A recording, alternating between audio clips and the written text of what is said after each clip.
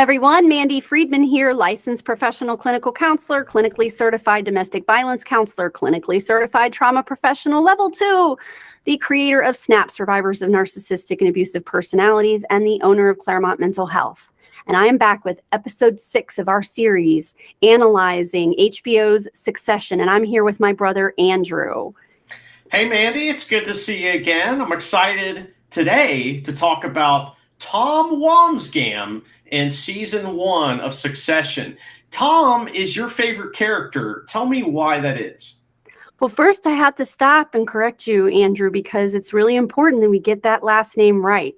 One of the scenes I just watched recently is Tom at his wedding giving a speech, and he's going, wife, wife, wife.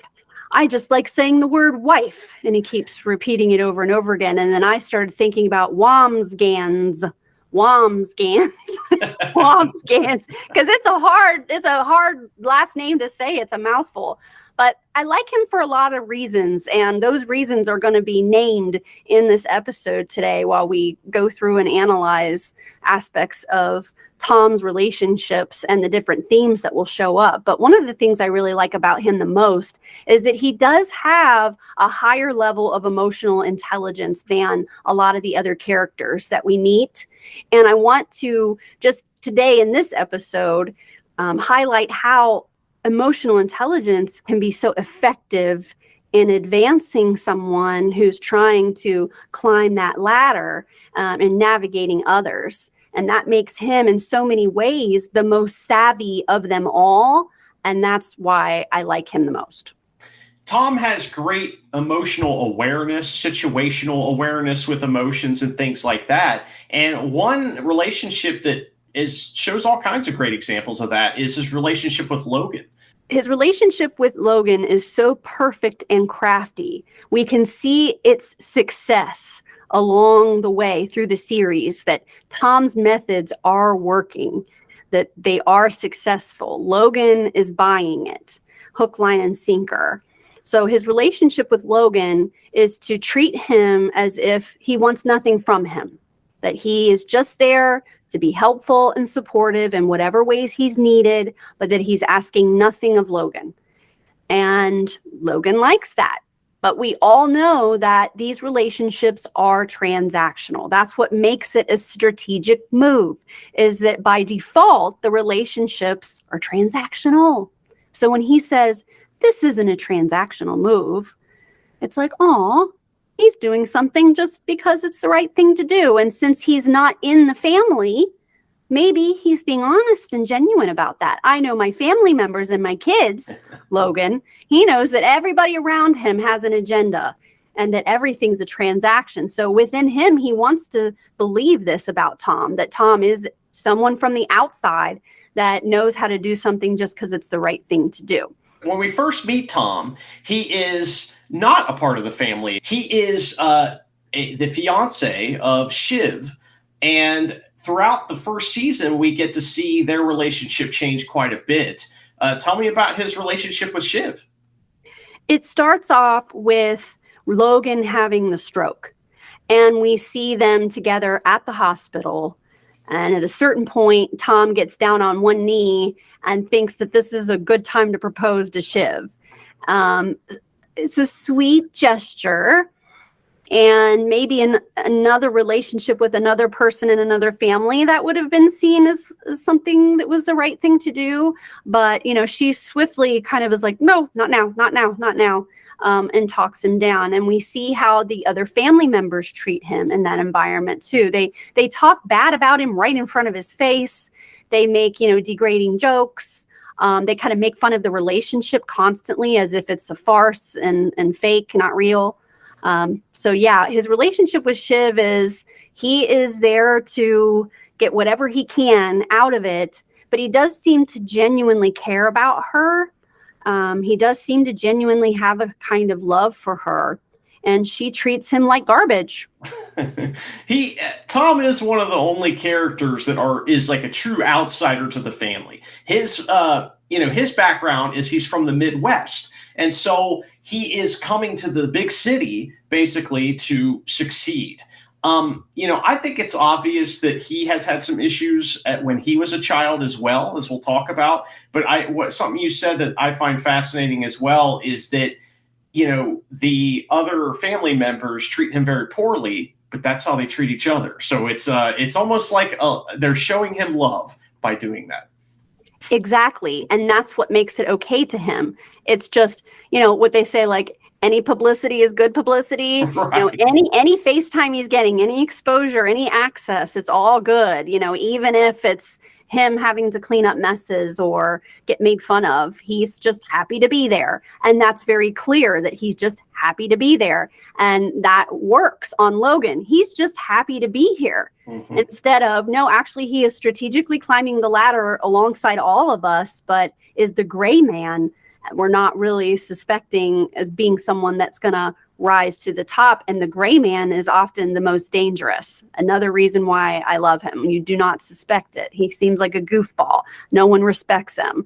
And yet we know what happens. Another character that you don't suspect as well is one of Tom's, like the person that Tom kind of communicates with the most. And that would be Greg. Tell me a little bit about Tom's relationship with Greg, and I'm sure we'll get into more specifics about that as well. We can watch Tom and Greg and see an example of coercive control and grooming. We can also see that Tom knows the pecking order. He knows who to leverage. And so he immediately sees Greg as potentially maybe an equal on the rung at first, or that Greg might think that he's an equal, and Tom needs to swoop in immediately and let Greg know that he is the bottom of the ladder, that he is not a peer. Let me teach you how to be in these circles. You don't know how to be rich. And one of the things he says to Greg about being rich, he says, I'm going to seduce you and take you out to dinner, and I'm going to teach you how to be rich. He says, here's the thing about being rich, okay? It's fucking great. It's like being a superhero, but better. You get to do what you want. The authorities can't really touch you. You get to wear a costume, but it's designed by Armani, and it doesn't make you look like a prick. So he takes Greg out to dinner after Greg has already eaten like 18 times that day. And now they're at this fancy restaurant, and, they're eating these ridiculously, like bird embryos, and Greg's like, oh, he's trying to, but he's being groomed. So he goes along with things, and you see how they come together. And then Greg is a flying monkey for Tom.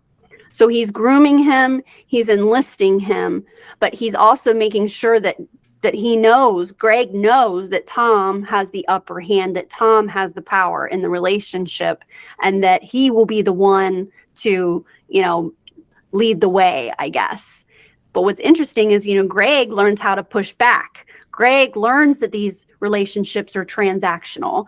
And so he'll sort of, try his hand at it. And we'll talk more about that. But Tom and Kendall have been very impressed with Greg at times when Greg seems to get it, like, hey, this is a transactional relationship, so I'm going to ask something of you. And they go, oh, Greg, welcome to the club. All right, he's figured it out. You're supposed to figure out what you can get out of this. Exactly. But Tom really uses Greg. And Greg at first, I think, is not certain as to whether these relationships are genuine or not, or how to really navigate them. But he sees Tom as his friend at first. So Greg witnesses Shiv, I guess, being handsy with Nate. And Greg approaches Tom, I think like the day before the wedding, to let him know, hey, I saw something I need to tell you about. And Tom won't hear any of it. He says, shut up, and he's, like threatening violence. He's like coming after him, and Greg keeps going, no, I got to tell you. It's like he feels responsible. He needs to tell Tom that Shiv is cheating on him, but Tom doesn't want to hear about it. So he has a lot of bizarre behaviors around Greg. I feel like that when he's with Greg is when we're seeing the true Tom. That's fair. He's very abusive, though, when he's with Greg. And, I feel like what you said earlier about the ladder. Not only is Tom want Greg to know, hey, I'm on a higher rung, but he wants Greg to know you can't even put your foot on the ladder because I'm the one who's going to let you access the ladder. You don't have access to the ladder without me. And I find that interesting because anytime that Greg bucks Tom's authority, Tom freaks out and gets violent and is very intimidating. And that's something that he does with Greg. If you're someone who's been bullied as a kid, watching the interactions between Tom and Greg are like funny, but they're also like, oh, it makes you feel icky. Exactly. Yeah, he's bullying him. He's a very good bully for sure. Tom also interacts with everyone else in the show, of course, as well. Tell me a little bit about the group dynamics between him and some of the other characters. So we mentioned that the other siblings, Shiv's siblings, don't really treat Tom respectfully. So we know that the other family members kind of disregard him. And the people at Waystar Royco, they don't take him seriously either. When they're tossing around names for CEO, especially in the beginning, like season 1, it's funny because Tom is like, he acts like it's not even on his radar. Like, oh, me? Oh, no, like he's completely like, oh, I would never even dream of such a thing. And his name doesn't really get tossed around too much. He will try to promote Shiv. He'll say, what about Shiv? What about Shiv? So that's really cunning, to make it seem like that he's just there as a good husband and a good son-in-law. So he will use that relationship with the family to boost himself up socially, right? Maybe not in front of them, but when he's not around the family and he's circulating, he puffs up a little bit more. Like I am with them. But when he's with the family, he deflates himself and shrinks himself a little bit. So he's not the same person everywhere he goes. Another way that's kind of shown in the show by the actor is the way he talks to people and says their names. If you notice when he talks to Shiv and the other family members, he's very soft-spoken. Hey, honey, how's it going? That kind of thing. And when he's talking to Greg, he says his name just like that, and it's like the word Greg coming out of his mouth is disgusting to him and he spits it out, and it's a fantastic, more fantastic acting from this, this crew that we've been watching on the show. There are some events that we want to talk about. So one of the events is the information that is learned by Tom when he ends up taking over a certain position. And basically, he learns about some, very bad things that had happened at the cruise line, part of the business. And how does that all work out for him? He's thinking he's getting a promotion, but actually, it's a strategic move of putting him in that position because they all are aware of what is there. They all know that this is going to have to be dealt with in-house. And when I say in-house, I mean within the family, with someone we can control. Mm-hmm. There are a bunch of dead bodies lying there, and is it Bill or whoever that's retiring, and they're passing on the cruise division to Tom. He pulls him into his office in this like giddy way. The retiring person pulls Tom into the office, and he's almost like happy and like giddy about passing the mess over to him. He's like, oh, it's a big one. It's a doozy, and Tom's like, well, how bad can it be? He's like, oh, it's really bad. And you see Tom like, okay. And now Tom knows anyone I touch catches the virus. Anyone I touch, I'm bringing into this. So now he has to be very careful and cautious about who he mentions it to. But he mentions it to two people. One, Shiv. Mm-hmm. Two, Greg. And with Greg, he intends to use Greg to help him cover up the crime. With Shiv, he's kind of trying to feel her out because he wants protection. He knows that it's possible that he's going to get in big trouble for this. And he's wondering, can she protect me, when he starts to bring it up with her? And she pretends like she doesn't even hear what he's talking about at all. But then moments later, Jerry approaches Tom and starts bringing it up because Tom was thinking he was going to have a press conference and just get it out and get ahead of it. That was what he was saying when he was talking to Shiv, when Shiv pretended like she wasn't listening. All of a sudden, Jerry walks up to him and says, I hear you're thinking about having a press conference. But Tom assumes that it's Greg that's the leak. Mm-hmm. It doesn't occur to him immediately that it's Shiv that has leaked. And Jerry tells him the story about the sin cake eater, but essentially it's that sponge aspect of Tom's personality, but also his role is that you're in the family now. So you know where the bodies are, which means you also have to hide them and keep it to yourself and not whine or complain about it. Take it like a man. You can see him like just putting all these pieces together up here, like, okay, and I'm doing all this by myself, but I have to do it this way, and him managing all of that. So when he brings Greg into it, he has Greg on Thanksgiving go back to the office and shred a bunch of documents. Do you think that Tom is Shiv's flying monkey? Yes, definitely. And he knows that that's a big part of his role is to report back to her. But he's also very careful about what he reports back too. He's strategic there as well. And he also expects, which is hilarious, that she would be a flying monkey for him, but it's not a very balanced flying monkey situation. So Tom has a bachelor party, and this is set up by Roman and also Stewie. But Tom has quite an interesting time at this bachelor party. Well, first, Tom puts Roman in charge of the party because he knows that Roman probably will do something wild and crazy. But there are other things happening here at the same time between Kendall and Roman and the company and Stewie and Sandy. And Stewie and Roman both know that Sandy is going to be at this club.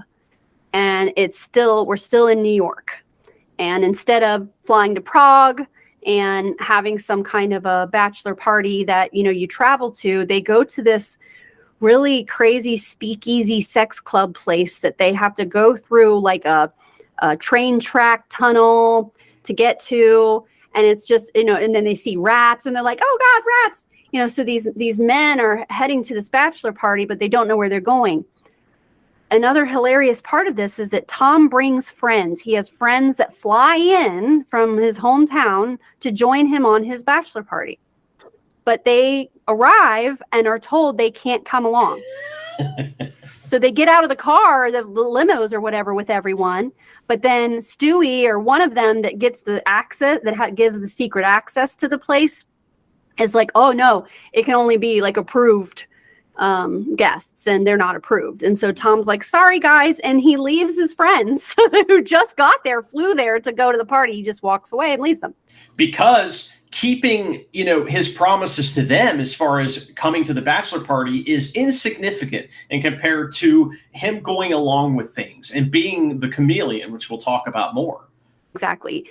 We have high value targets and low value targets with these individuals. You have value in as long as they can use you to navigate and get where they need to go. But then once you don't have that value anymore, you're no longer a person of interest and you don't hold any kind of a role. So you can see in these relationships too, just like in abusive relationships, an abusive father who treats his family like absolute shit, but is super nice to the neighbor because the neighbor has season tickets to the football game or whatever, so it's this high value target versus low value target. And you can see Tom at some point in time, those guys that are his buddies were high value targets, probably his bro dude friends that he went through some private Catholic school with and then was in a fraternity with and drank a lot of beer and did a lot of, date raping and, all that good stuff. And now he can discard them because he's climbing that ladder. Now they go into the club and he realizes that he's got like free pass from Shiv to have a great time at his bachelor party. And so he's going to, and he meets a woman and they go off and they do something, and then he comes back and he's talking to Greg and telling Greg what just happened.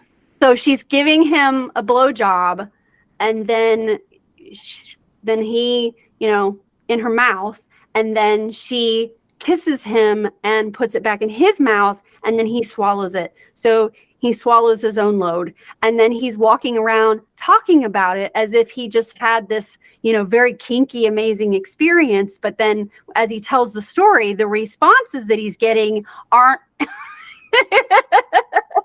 Right. So he starts to, then you can tell that he's now kind of like second guessing himself on this, and maybe it wasn't the best thing ever. Greg is the one who kind of points out to him and just repeats back to him what he has said. And he's in this like post-coital bliss. He's on drugs, all kinds of stuff. And, he's in this like amazing situation, he thinks. And when it's repeated back to him, it doesn't sound as cool as it did when it was happening. So I find that to be very interesting. Now, something else you mentioned, the deal that he has with Shiv. Now, he calls her and asks her about a transactional relationship, straight up. He says, listen, if I grab a boob, does that mean you're going to grab a dick? Like that? And she blows it off and says, no, do whatever you want, because she's already grabbed the dick. She's grabbing the dick right now. So she's already, purchased her part of the transaction, and she's already gotten that part. And she's, also thinks that she has such control over him that he wouldn't do any of these things. She's smarter than him. She's going to outmaneuver him. And, he would not risk this relationship. She has all the power. He's got to be submissive. And she knows that, and she dominates him and bullies him. But I was just thinking about all the transactional relationships, and I guess that would have been another transactional relationship, however brief that it was. Well, and Tom got back what he gave to. So, that's very, very, interesting. Very savvy businessman, Tom. Indeed. And then that same woman becomes Roman's girlfriend.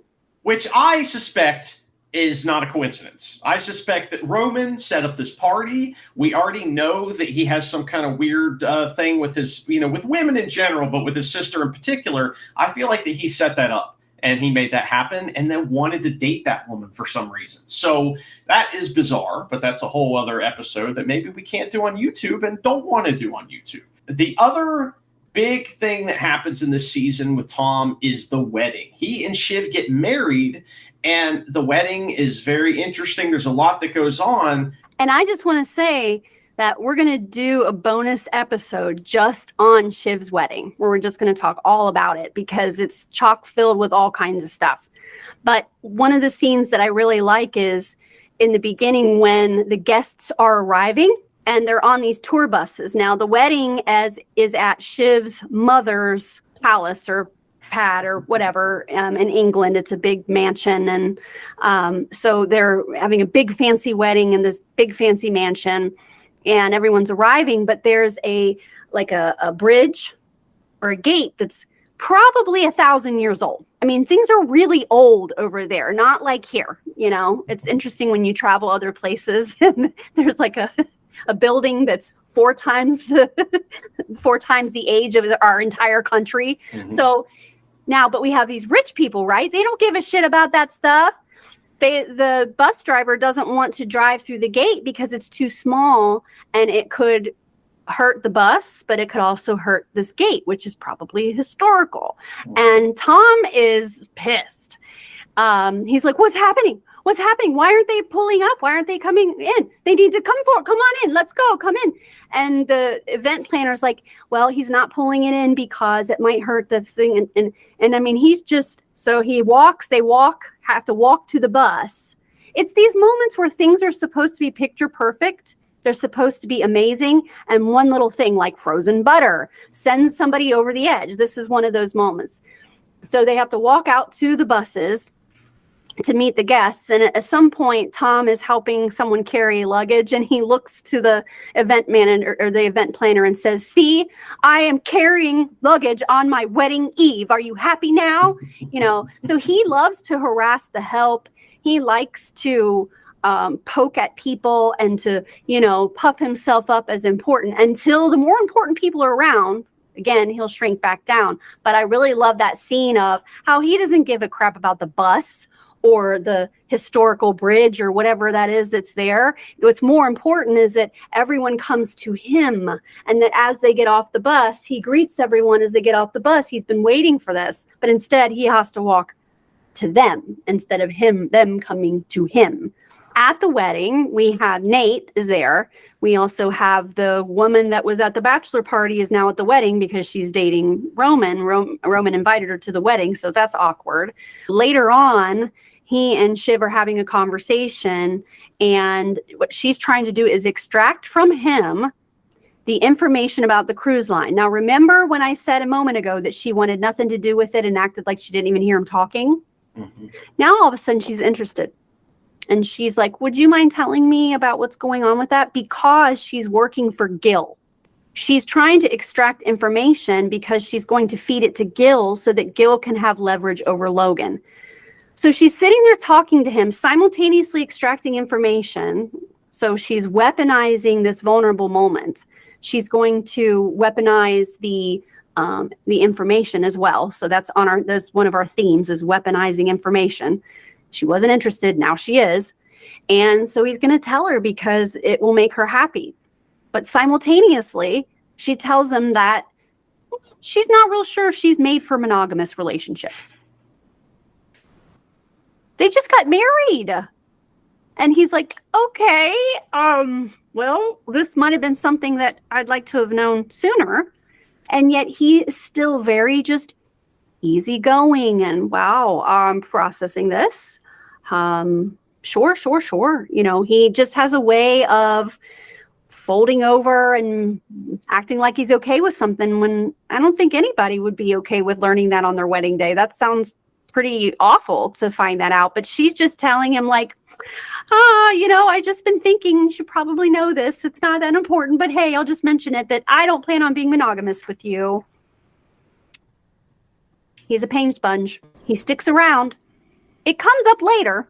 He doesn't forget it. It's very hurtful to him. Oh, yes, it does come up later. And, it does hurt him quite a bit. But that is such a great scene. If you wanted to show someone what is Tom all about, having the context and just watching that scene kind of shows you so many of the things that we just talked about, because like you said, he's unwittingly in this moment being a flying monkey for Shiv and her, candidate, right? She's coercively controlling him through 50 different ways in that moment. Also we're talking about this. They had a conversation about transactions with, the bachelor party earlier. And this is similar to that.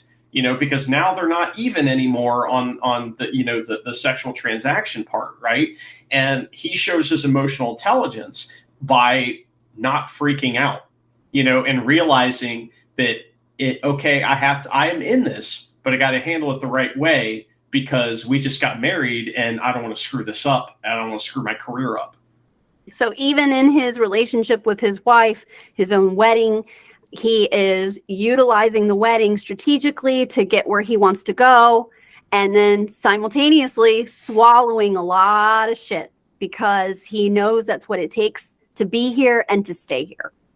After the wedding, the scene, provides us with so many of our key points that we've talked about, but one we want to elaborate on is the emotional intelligence of Tom. So emotional intelligence, in case our viewers don't know what this is, EQ is different from IQ. So IQ is how intelligent you are, but we also have elements of emotional intelligence. And the creator of this term and the researcher and author who developed it is named Daniel Goleman, and he has several books about emotional intelligence. And emotional intelligence is something that's really important for healthy relationships, but it's also something that can be weaponized and used to manipulate people. Often savvy psychopaths, white-collar psychopaths, are highly emotionally intelligent. They can present as if they have empathy. They seem to anticipate people's needs and know how to behave in front of groups. They know when to say the right thing at the right time. And, whereas someone who, say, highly narcissistic. I'm not saying this person isn't narcissistic, but we have a spectrum here. When someone has high emotional intelligence, it allows them to be mobile socially. Can be more of a chameleon. Now, this person can self-regulate, self-manage, and is more self-aware. So Tom is able to navigate all these relationships in his own best interest because of his emotional intelligence. Whereas if you compare him, say, to Kendall, who lacks emotional intelligence entirely, or Roman, who lacks emotional intelligence entirely. Shiv also lacks emotional intelligence. Now, they all lack empathy, including Tom. But the thing about emotional intelligence is there is a component of empathy, that there are people that can act as if they can locate their empathy, and they can act as if they're engaging with their empathy, but actually, truly, they have low empathy. But their emotional intelligence lets them know this is a time to act empathic. This is a time to say this. I know how to follow the social scripts. I know what humans need in this moment. I'm able to interpret needs and behaviors. I'm able to interpret emotions. And that's how people navigate others in a very savvy way, like Tom does as a chameleon. 1 minute with Logan, he's a lamb. The next minute with Greg, he's a monster. But he turns it on and turns it off in a pretty savvy way. Now, we do see throughout the season and through the series, there are times when he loses it and doesn't have it together. But if you think about everything that he puts up with, and yet he still comes in with this sort of like fresh face of, I'm just happy to be here. That is emotional intelligence being used as a way of navigating a high stakes, high power environment and blending in, not standing out. Well, it was a lot of fun to talk about Tom. We'll be talking about him a lot more in the future, as we were just laying groundwork today for what will come, what is to come. Our next episode is going to be about his sidekick, Greg, and that's going to be a lot of fun. I'm looking forward to it. Bye-bye.